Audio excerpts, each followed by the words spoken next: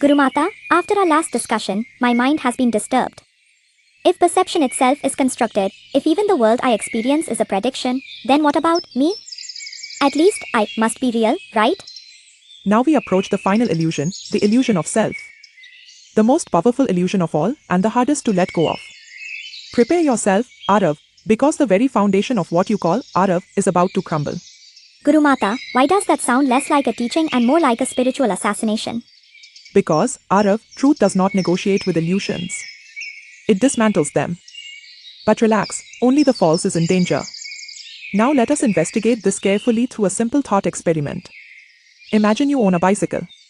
Over the years, the tires are replaced, the chain is replaced, the brakes are replaced, the seat is replaced, and eventually even the frame is replaced. After many years, not a single original part remains. Which one is your original bicycle? Gurumata, at this point even the bicycle repair person would say, enough of spirituality. Just buy a new bicycle.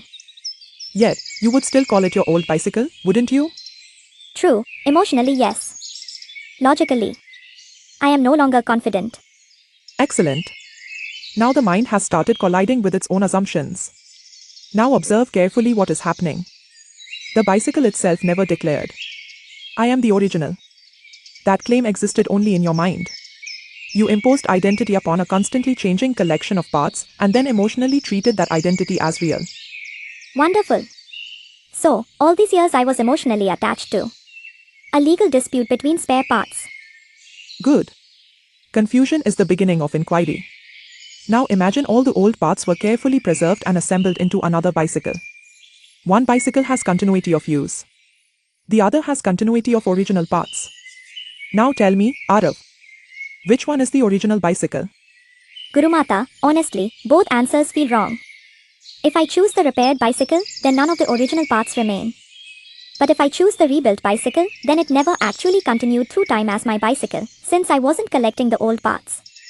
Tell me, Arav, what exactly made the bicycle feel like the same bicycle all these years? Was it the parts? Was it continuity? Was it memory? Or was it simply your mental label? Maybe ownership?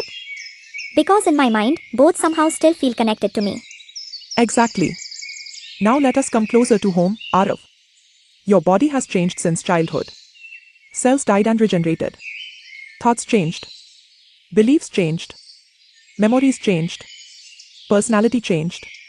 Even the version of Arav from yesterday no longer exists, and tomorrow's Arav does not exist yet. Gurumata, this conversation started with a bicycle repair and somehow ended with the complete dismantling of Arav himself. So, the bicycle analogy was just a trap to puncture my identity? Then tell me carefully. Which Arav is the real one? The child Arav? The teenage Arav? Yesterday's Arav? Or the Arav listening to these words right now? And even this present version is continuously dissolving moment by moment. Thoughts are changing. Sensations are changing. Emotions are changing. So where exactly is this permanent Arav hiding? Especially when we have already discovered that what you call the present moment is itself a slightly delayed mental reconstruction, not a direct live stream of reality. Let us pause here for today.